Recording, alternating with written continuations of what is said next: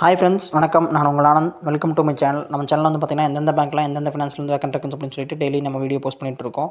இந்த மாதிரி நான் போடுற வீடியோ டெய்லி உங்களுக்கு ஒரு நாள் லைக் பண்ணுங்கள், கமெண்ட் பண்ணுங்கள், மறக்காமல் சப்ஸ்கிரைப் பண்ணிடுங்க.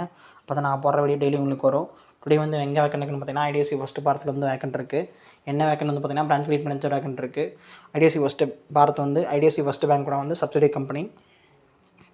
இது வந்து ஒரு நல்ல கம்பெனி, எம்ப்ளாயிக்கு சம்மந்தமான ஃபேவரான கம்பெனி.